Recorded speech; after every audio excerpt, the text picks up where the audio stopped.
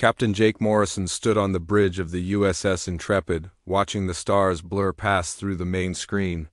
The ship was 3 days out from Earth, heading toward the Centauri Nebula on what should have been a routine exploration mission. But nothing felt routine anymore. Not since humanity had been kicked out of the Galactic Federation 6 months ago. The Federation had called humans dangerous.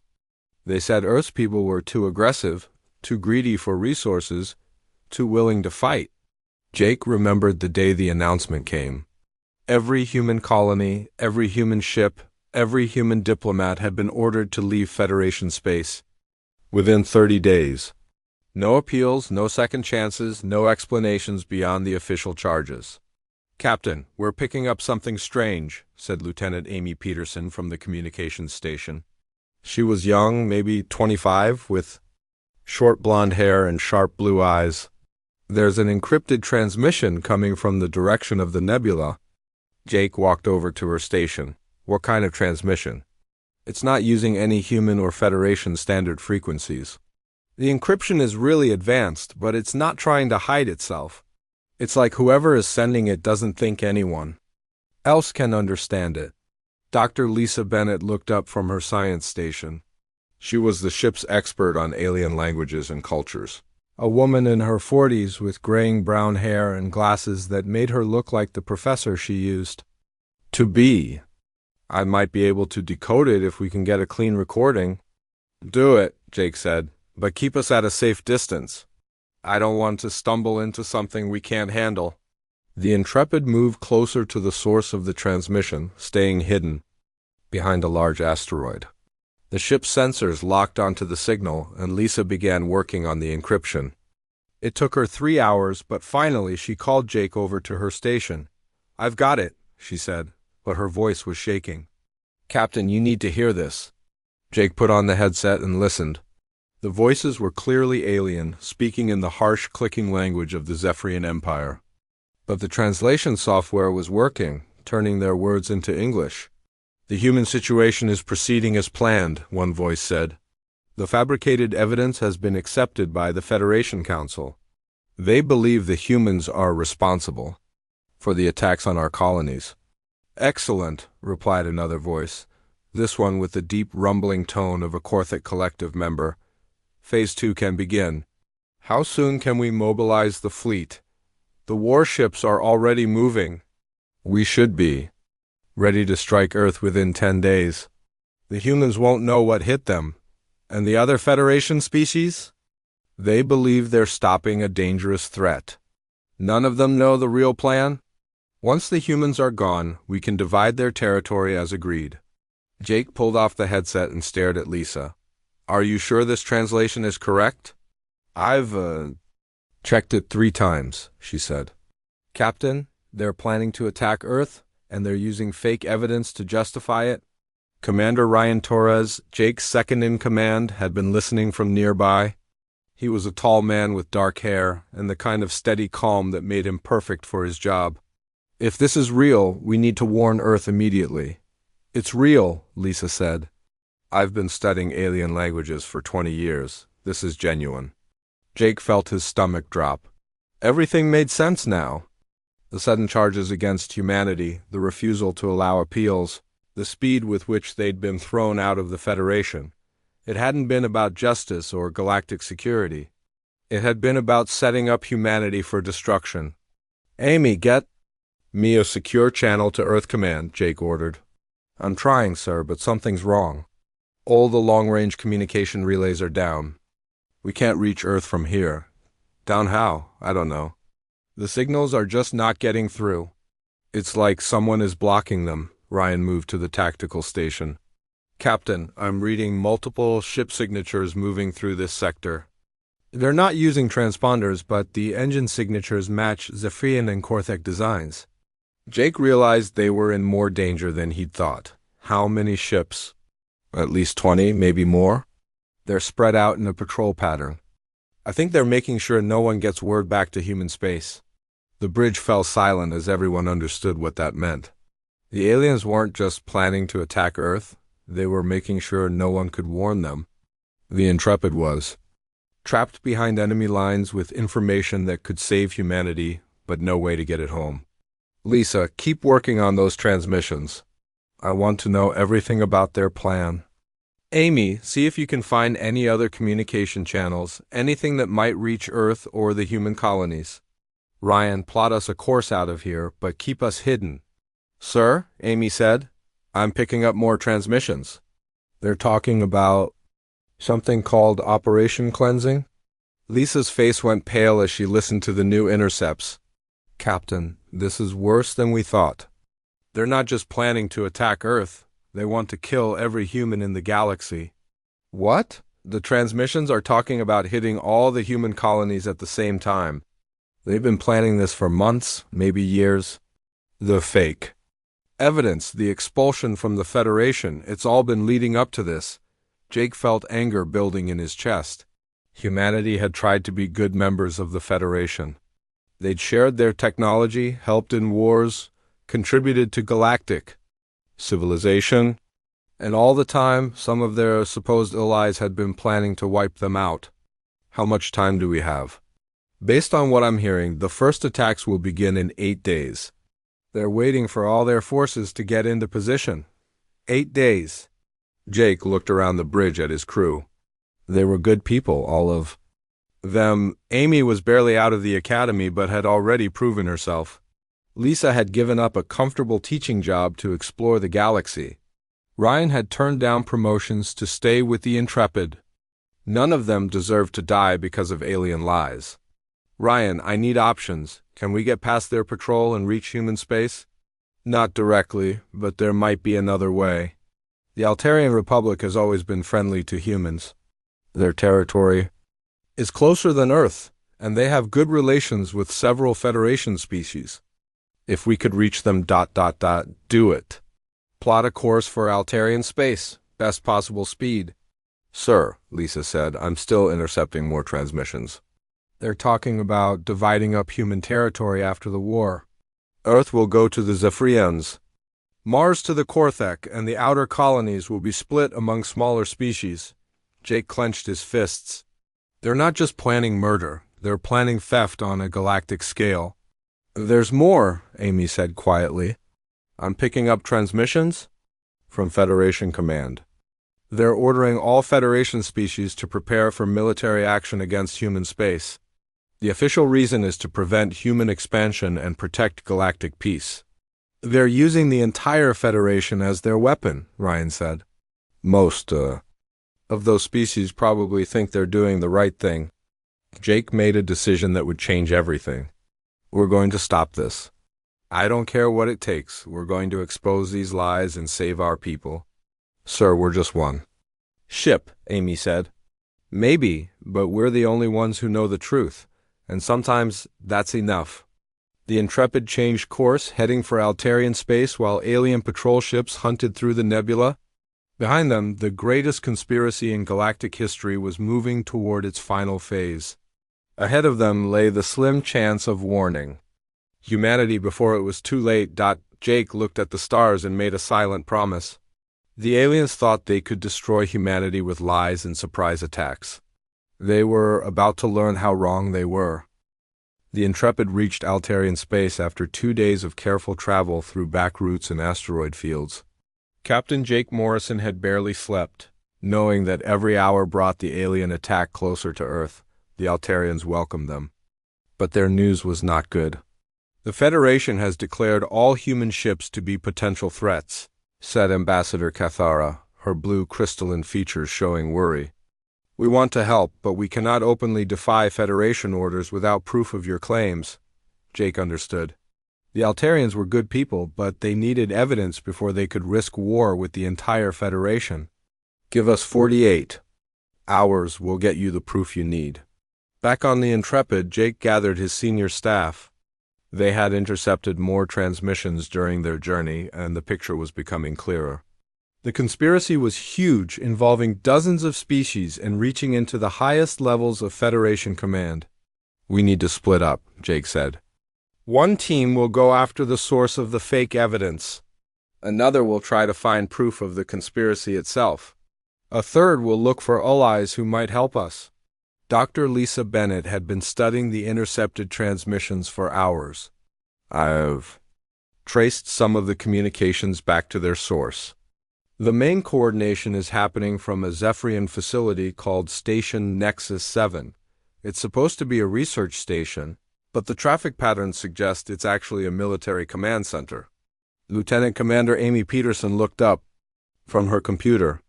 I've been analyzing the fake evidence they used against us. It's good, really good. But it's not perfect. There are small mistakes that prove it was manufactured. What kind of mistakes? Jake asked. Timestamps that don't match, background details that are wrong, technical data that's impossible. Someone with the right equipment could prove it's all fake. Commander Ryan Torres had been quiet, but now he spoke up. I've been thinking about allies. We know the Altarians want to help, but there might be others. The Denebians have always been fair in their dealings with humans. The Procyon collective values truth above politics. If we could reach them... Jake nodded. Good, Amy, you'll take? A small team to Station Nexus 7. Your job is to get inside their computer systems and find proof of the conspiracy. Lisa, you'll work with Ryan to contact potential allies. I'll coordinate everything from here. Sir, Amy said, getting into Station Nexus 7 won't be easy. It's in the middle of Zephyrian space and it's heavily guarded. That's why you're not going there directly. Lisa has been monitoring their communications. We know they're expecting a supply ship from the Rigel system. You'll intercept that ship and take its place. The plan was dangerous, but it was their only chance. Amy took Chief Engineer Bobby Clark and 2 other crew members. They used the Intrepid's shuttlecraft to intercept the supply ship, a routine cargo vessel carrying food and equipment to the station. The capture was quick and clean. The cargo ship's crew was surprised to see humans so deep in Zephyrian space, but they cooperated when Amy explained the situation. Most aliens in the galaxy still thought of humans as basically good people, even if they believed the charges against Earth. We don't want to hurt anyone, Amy told the cargo ship's captain, an elderly Zephyrian named Vexstar. We just need to get to that station. You're risking your lives, Vexstar said. Station Nexus 7 is not what it appears to be. There are ships there, many ships, and they're all military. We know. But we have to try. Bobby Clark worked his magic on the cargo ship's systems, making it look like business as usual. The ship's transponder codes were valid and they had the right cargo manifest. To anyone watching, they were just another routine supply run. Station Nexus 7 was bigger than Amy had expected. It looked like a research facility from the outside, but she could see the military ships docked at hidden ports. The station's traffic control directed them to a loading dock without any suspicious questions. Remember, Amy said to her team, we're cargo workers. Keep your heads down and act normal. Bobby, you'll hack into their computer systems. I'll try to get to the command center. Everyone else, watch for guards and be ready to run. The station's interior was a maze of corridors and chambers. Amy had studied the layout during the journey, but seeing it in person was different. There were Zephyrian soldiers everywhere, and the walls were covered with star charts showing human territory. Bobby found a computer terminal in the cargo bay. I'm in, he whispered into his communicator. But their security is tough. It's going to take time. Amy made her way deeper into the station, following signs toward the command center. She passed rooms full of military equipment, briefing chambers with maps of human colonies, and storage areas filled with weapons. Everything she saw confirmed that this was not a research station. In one room, she found something that made her blood run cold. There were detailed plans for the attacks on Earth and the human colonies. The aliens had been studying human defenses for years, looking for weaknesses. They knew exactly where to strike for maximum damage. Bobby, are you getting this? She whispered, using her scanner to copy the files. I'm downloading everything I can find. Amy, you need to see this. They've got communications with species all over the galaxy. The Korthek Collective, the Vegan Empire, the Centauri Alliance. They're all part of this. Amy continued deeper into the station. In the command center, she found the proof they needed. The room was full of displays showing the movement of military fleets, all heading toward human space. But more important were the communications logs. She found messages between the conspiracy leaders, talking about how they had created the fake evidence. They discussed bribing Federation officials, assassinating diplomats who supported humans, and even staging fake attacks to make humans look dangerous. The stupid humans actually believed we were their friends, one message said. They shared their technology with us, helped us in wars, trusted us completely. Now we'll use everything they taught us to destroy them. Another message was even worse. The Federation Council was easy to fool. Most of them wanted to believe the charges against humans anyway. Humans are too successful, too influential. The other species were already jealous. Amy felt sick reading the messages, but she kept copying files. Every piece of evidence brought them closer to exposing the truth. Meanwhile, back on the Intrepid, Lisa and Ryan were having their own success. They had made contact with Commander Helen Roberts, a human intelligence officer who had been working undercover in Federation space. "I've been tracking unusual activities for months," Helen told them over a secure channel. "Money transfers between species that are supposedly enemies, secret meetings between military leaders, communication patterns that don't make sense. I suspected something was wrong, but I couldn't prove it." "We can prove it," Lisa said. "We have intercepted communications showing the whole conspiracy?" "That's not enough," Helen replied. "We need financial records, official documents, something that can't be dismissed as fake." Ryan had an idea. "What if we could get into the Federation's central banking system? If this conspiracy is as big as we think, there must be massive money transfers to pay for it." "That's almost impossible," Helen said. "The banking system is on Nexus Prime, the Federation capital. It's the most secure facility in the galaxy." "Almost impossible isn't the same as impossible," Ryan replied. While Amy was gathering evidence on Station Nexus 7, Helen began working on the banking records. She used her intelligence contacts to access financial data, looking for patterns that might expose the conspiracy. What she found was shocking. Billions of credits had been transferred between the conspiracy members over the past 2 years. Money had been used to buy weapons, bribe officials, and fund military operations. The financial trail led directly to the highest levels of several governments. "This is bigger than we thought," Helen reported. "The conspiracy isn't just about destroying humans. It's about reshaping the entire galaxy. The species involved are planning to take over the Federation itself." Amy's team finished their work on Station Nexus 7 and prepared to leave. They had enough evidence to expose the conspiracy, but they needed to get it back to the Intrepid safely. "Security is getting suspicious," Bobby warned. "We need to go now." They made their way back to the cargo ship, trying to act normal. But as they prepared to leave, alarms began sounding throughout the station. Someone had discovered their activities. "Go, go, go!" Amy shouted, and the cargo ship pulled away from the station just as Zephyrian fighters began launching. The chase was brief but intense. The cargo ship was not built for combat, but Bobby had made some modifications to its engines. They escaped into hyperspace just as the fighters closed in. "We did it," Amy said, breathing hard. "We have the proof." Jake smiled as he received the transmitted files. Financial records, communication logs, military plans, and evidence of fake attacks. It was everything they needed to expose the conspiracy. "Now, we just have to get this information to the right people," he said. "Before the attacks begin, time was running out." The alien fleets were already moving toward human space, and Earth had no idea what was coming. But now humanity had a chance to fight back, armed with the truth. Captain Jake Morrison stood in the communications center of the Intrepid, watching his crew prepare for the most important broadcast in human history. They had all the evidence they needed, but getting it to the right people would be the hardest part. The alien fleets were already moving toward human space, and time was running out. "Are you sure this will work?" asked Dr. Lisa Bennett, checking the transmission equipment one more time. "It has to work," Jake replied. "Commander Roberts says she has contacts throughout the Federation. If we can get this information to enough people at the same time, they won't be able to cover it up.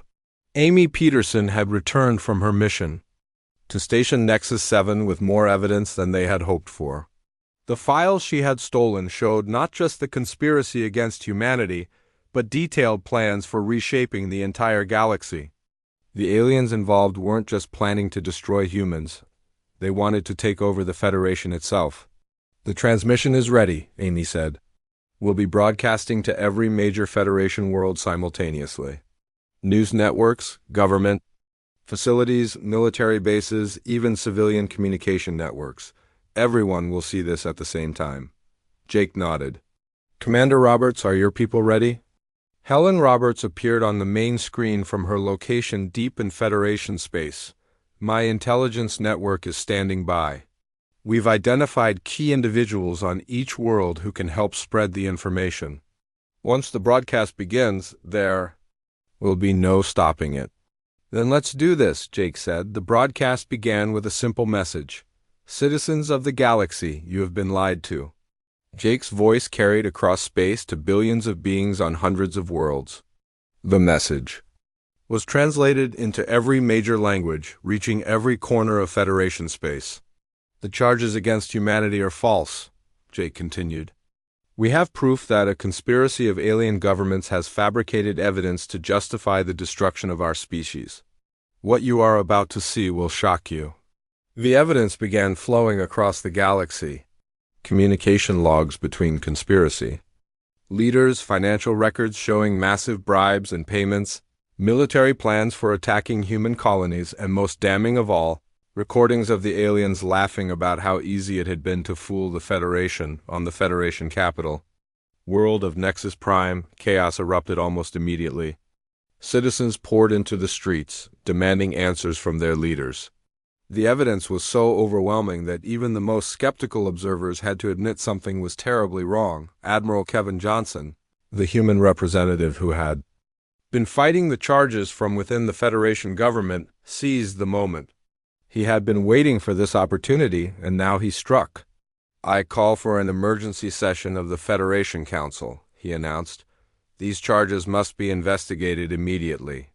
But the conspiracy leaders were not ready to give up. Zephyrian. Admiral Kethver appeared on Federation news networks within hours of the broadcast. "This is nothing but human propaganda," he declared. "The evidence is clearly fabricated by human intelligence operatives. This terrorist attack on our communication networks only proves how dangerous humans really are." Overlord Thexmore of the Korthic Collective was even more aggressive. "We will not be fooled by human lies," he announced. "Operation Cleansing will proceed as planned.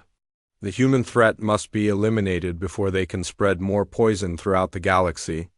Jake watched the alien leaders' responses with growing anger. Even when faced with overwhelming proof of their crimes, they refused to admit the truth.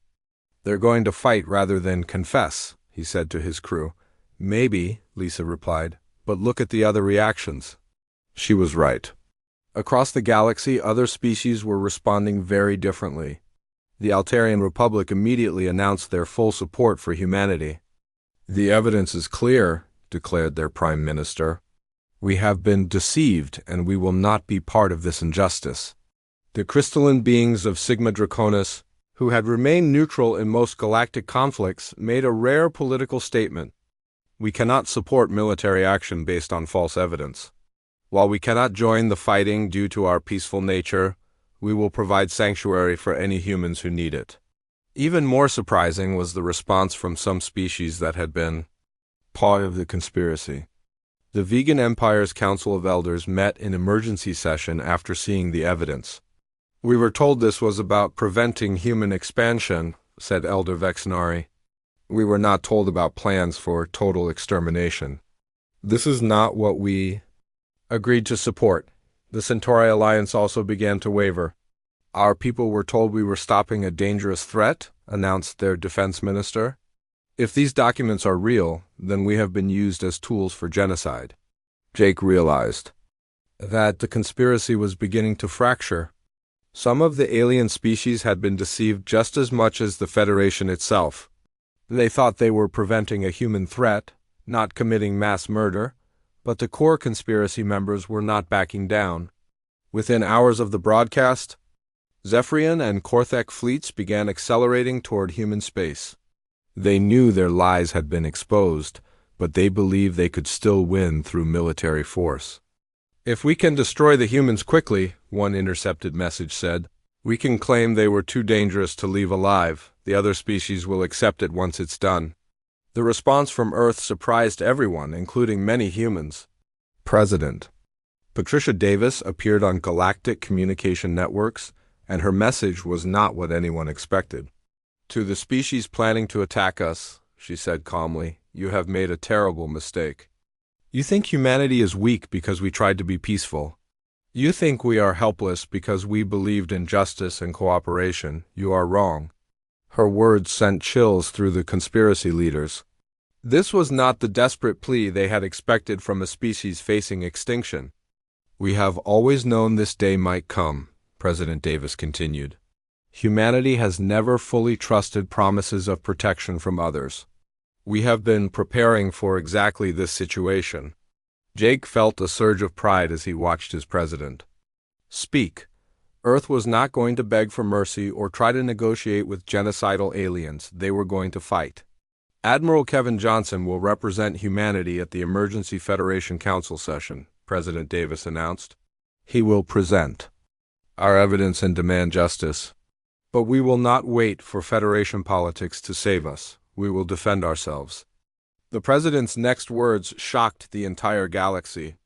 "To the species that have been deceived by this conspiracy, we offer friendship and alliance. To those who continue to support the lies, we offer one chance to surrender. To the leaders of this conspiracy, we offer nothing but justice." Within hours, the true scope of humanity's preparation began to reveal itself. Ships that had been hidden in asteroid fields and deep space began moving toward defensive positions. Military bases that other species didn't know existed came online.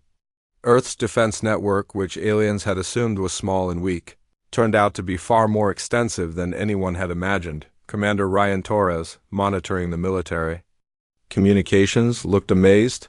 "They've been building this for decades," he said. "Earth has been preparing for a war that everyone hoped would never come."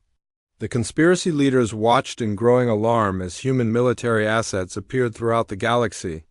The species they had planned to destroy easily was turning out to be far more dangerous than they had believed. "How is this possible?" Admiral Kethver demanded in an intercepted communication.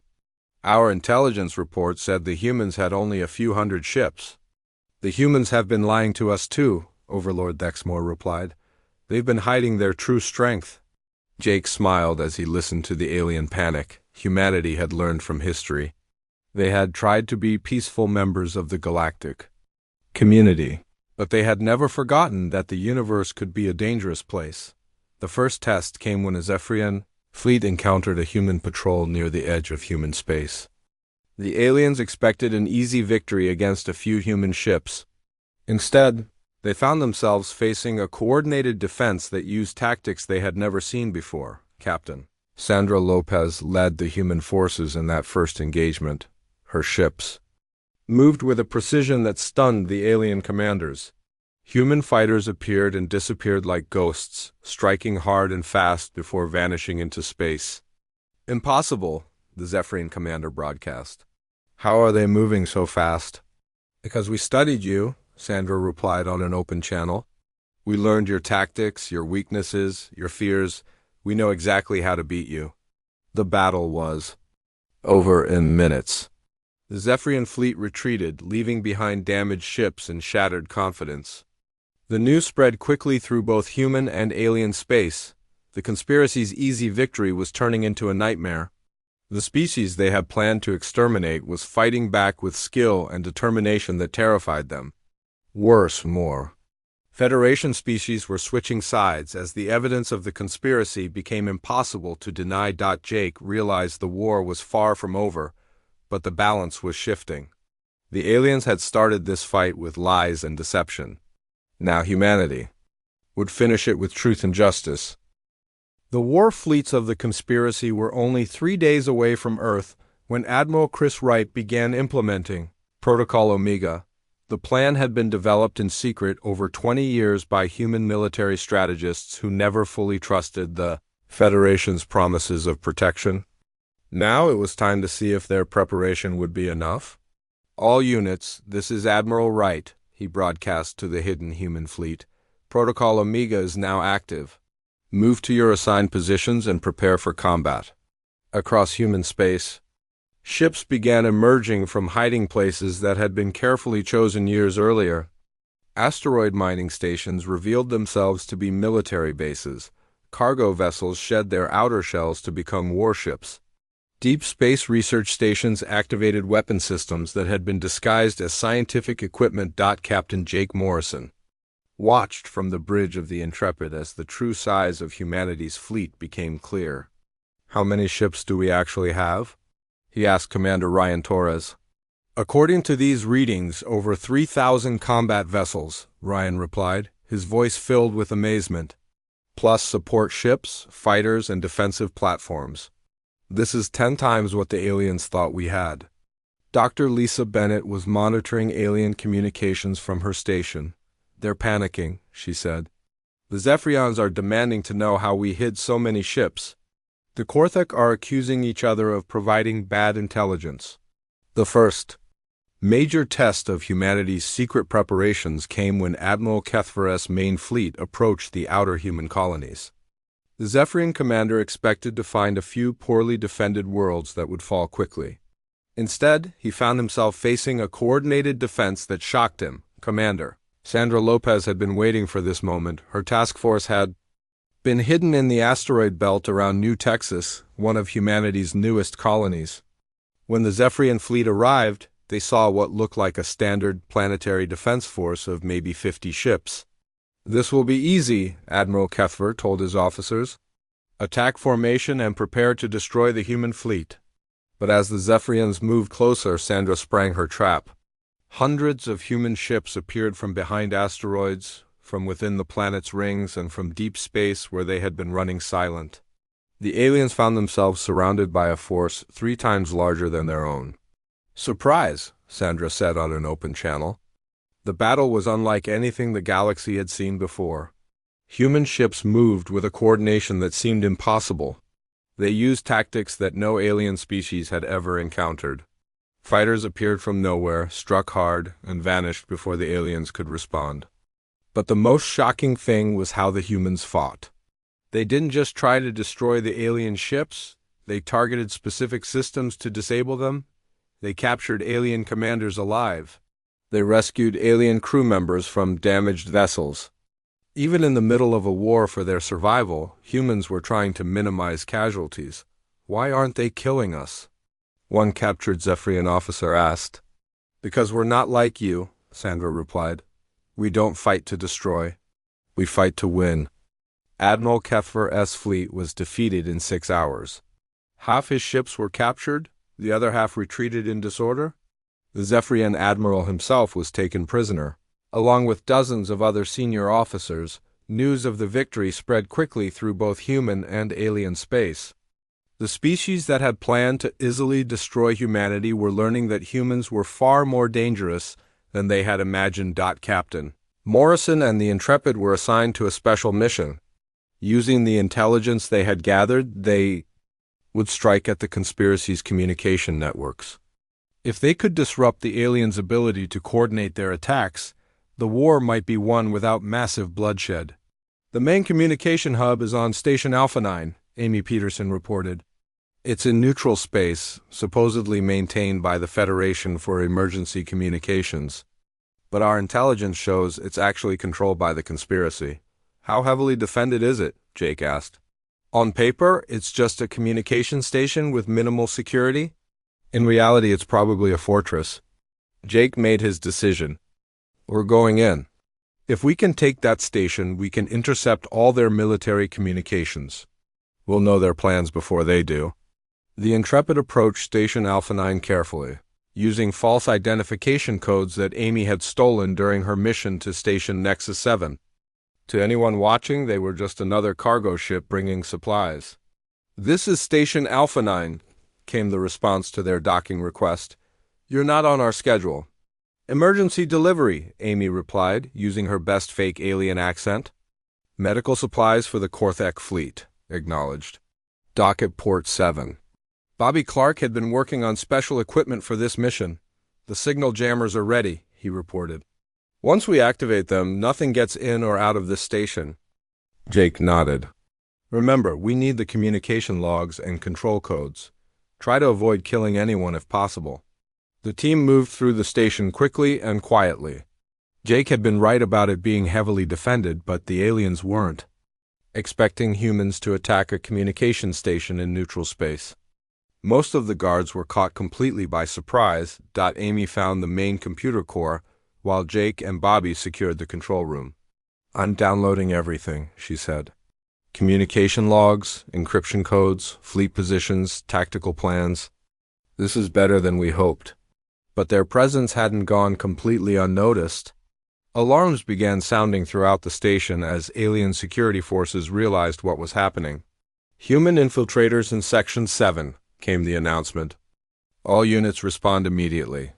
"Time to go," Jake said. "Did you get what we need?" "Got it all," Amy replied. "Plus a bonus. I found the real Federation emergency communication system. The conspiracy has been intercepting and blocking legitimate Federation messages for months." "Can you restore it? Already done?" "The real Federation government should start receiving accurate information any minute now." The team fought their way back to the Intrepid through corridors filled with angry aliens. But they had accomplished their mission. As their ship pulled away from the station, Jake activated Bobby's signal jammers. Station Alpha 9 went dark, cutting off communication between the conspiracy fleets. The effects were immediate. Alien fleets that had been moving in coordination suddenly found themselves operating blind. Ships that were supposed to rendezvous missed their meetings. Attack plans fell apart as commanders couldn't talk to each other. "They're in complete chaos," Lisa reported, monitoring the scattered alien communications. "Some fleets are retreating. Others are attacking the wrong targets, and a few are just sitting still waiting for orders that aren't coming." But the most important result of their mission was the restoration of legitimate Federation communications. Within hours, the real Federation government began receiving reports from across the galaxy. They learned about the conspiracy, the fake evidence, and the illegal war against humanity. Chancellor Vexmari of the Federation Council appeared on galactic news networks within 12 hours of the communication restoration. "The Federation government has been deceived," she announced. "We are immediately ordering all Federation forces to cease military operations against human space pending a full investigation." The order caused massive confusion in the alien fleets. Many ships had been operating under Federation authority, believing they were stopping a human threat.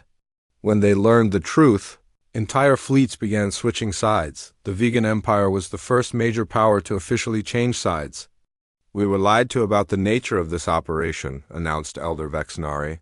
"The Vegan Empire withdraws all support for military action against humanity and offers our assistance in bringing the real criminals to justice." The Centauri Alliance followed hours later. "Our forces will no longer participate in this illegal war," their defense minister declared. "We call upon all Federation species to unite against those who have deceived us." But the core conspiracy members, the Zephyrians and Korthak, refused to surrender. "We have come too far to stop now," Overlord Dexmore declared. "If the Federation will not support us, we will finish this ourselves." Admiral Wright watched the alien forces reorganize and felt a grim satisfaction. The conspiracy had lost most of its allies, but the remaining enemies were the most dangerous. The Zephyrians and Korthak had powerful fleets and nothing left to lose. "They're going to make one final push toward Earth," he told his commanders. "Everything they have left, thrown at our home system, this is where we end it." Captain Morrison. And the Intrepid rejoined the main human fleet as it prepared for the final battle. Around them, ships from dozens of species were taking positions. The Altarians had brought their entire navy. The Denebians had sent their best fighters. Even some former enemies were now fighting alongside humanity.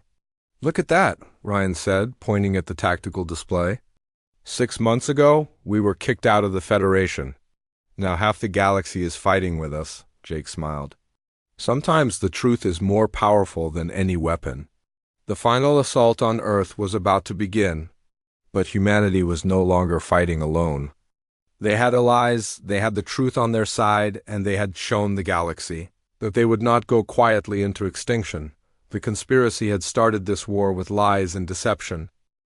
The final battle for Earth began at dawn on the 7th day of the war.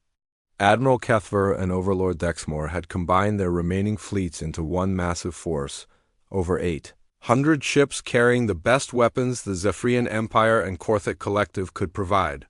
They were desperate men leading a desperate attack, knowing that failure meant the end of everything they had worked for. Admiral Chris Wright watched the enemy fleet approach on his command screen. The human defense force was smaller, only 600 ships, but they were not alone. Altarian cruisers flew alongside human destroyers. Denebian fighters formed up with Earth squadrons. Ships from a dozen species had come to defend humanity's homeworld. "All ships, this is Admiral Wright," he broadcast to the combined fleet. "Today we end this war.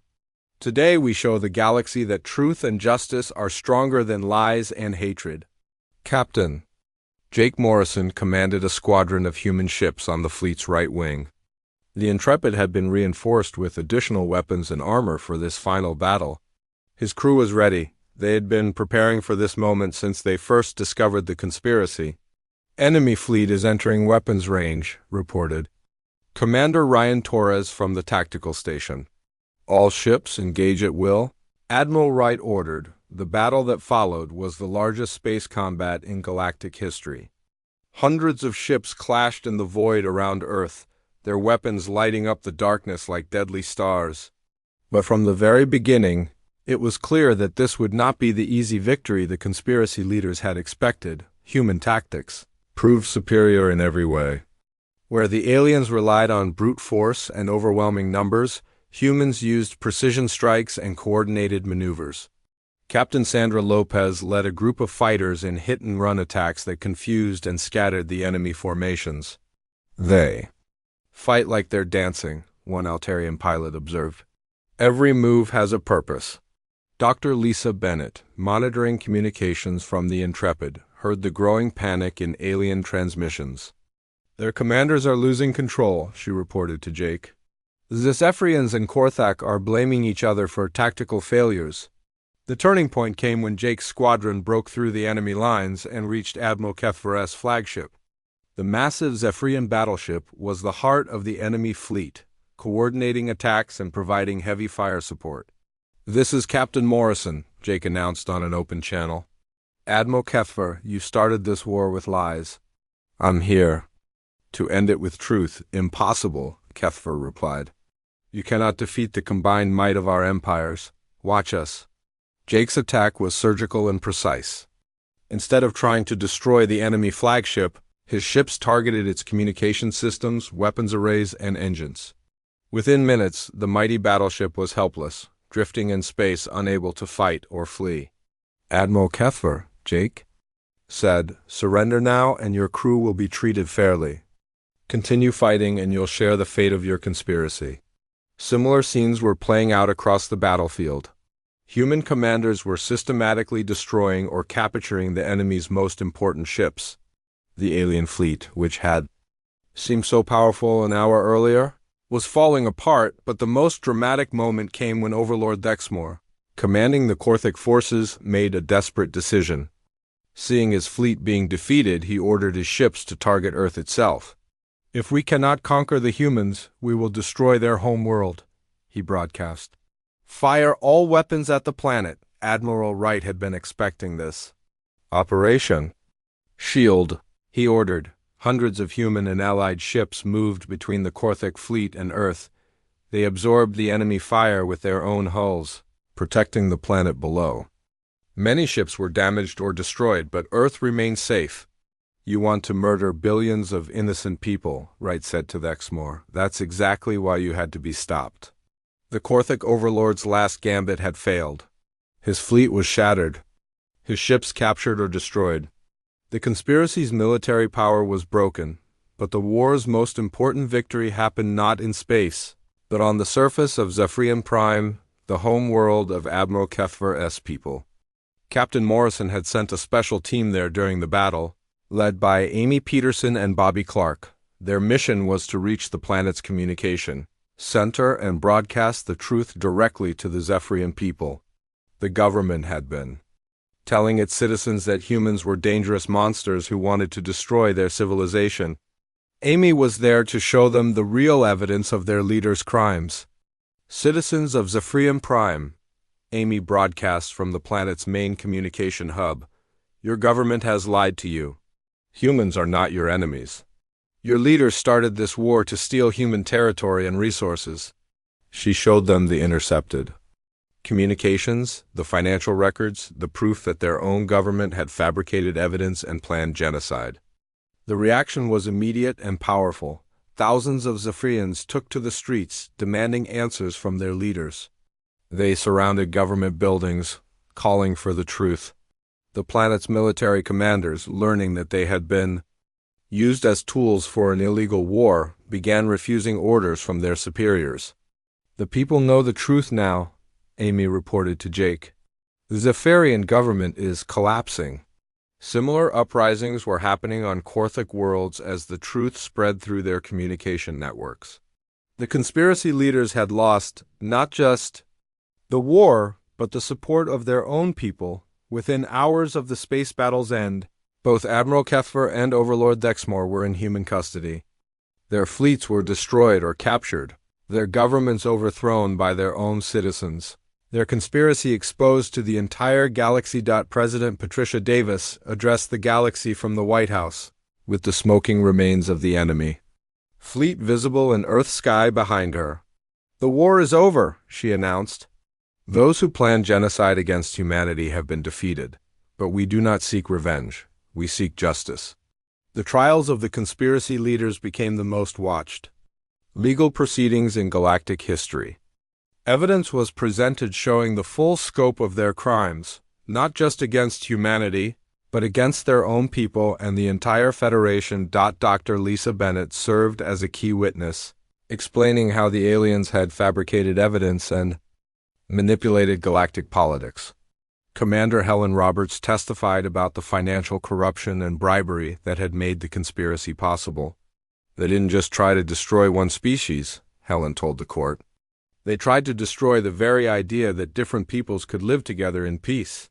The sentences were severe but fair. Admiral Kefver and Overlord Dexmore received life imprisonment for crimes against galactic peace. Their subordinates received lesser sentences based on their level of involvement. Most importantly, their governments were required to pay massive reparations to humanity and other affected species.